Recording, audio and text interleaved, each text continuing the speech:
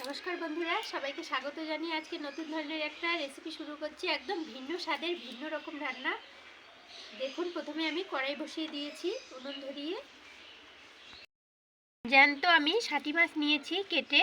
প্রথমে আমি লবণ হলুদ মেখে ষাটি মাছের ভর্তা বানিয়ে আপনাদের সাথে শেয়ার করব। ধৈর্য সহকারে দেখুন, আশা করছি ভালো লাগবে। এবারে আমি মাছগুলোতে লবণ হলুদ মেখে নেব।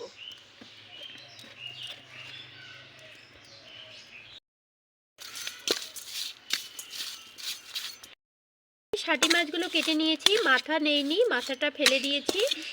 মাছগুলো দেখুন আমি কৌচে কৌচে কেটে নিয়েছি ভালোভাবে, যাতে লবণ হলুদটা ঢুকে যায়। আমি কড়াইয়ে সামান্য পরিমাণে সরষের তেল দিয়ে দিব।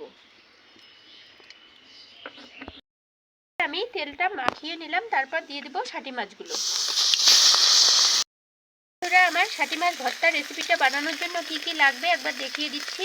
পেঁয়াজ কুচি করে নিয়েছি একটা, আর এদিকে একটা বড় বড় করে পেঁয়াজ কেটে নিয়েছি, এদিকে একটা টমেটো কুচি করে নিয়েছি, রসুন লাগবে বেশি পরিমাণে একটু, আর কাঁচা লঙ্কা। যে যেমন ঝাল খেতে পছন্দ করে সেই অনুযায়ী। আর বাঙালিরা একটু ঝালে ঝুলে ভর্তা মাখা পছন্দ করে, তাই একটু ঝাল বেশি করে দিয়ে দিচ্ছি।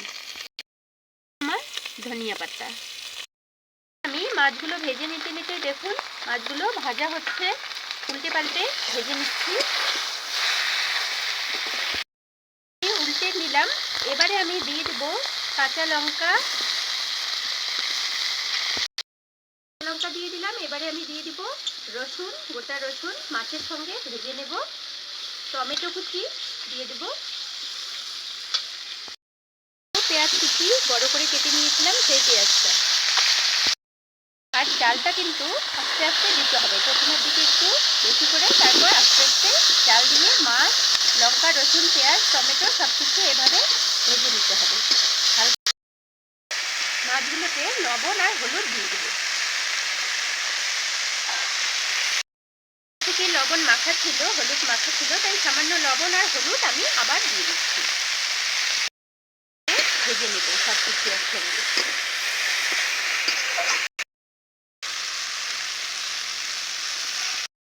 মাছ, রসুন, লঙ্কা সব কিছু ভাজতে ভাজতেই সিদ্ধ হয়ে গেছে। আমার সব কিছু ভাজা হয়ে গেল। এবার আমি নামিয়ে একটু ঠান্ডা করে ভর্তাটা বানিয়ে নেব।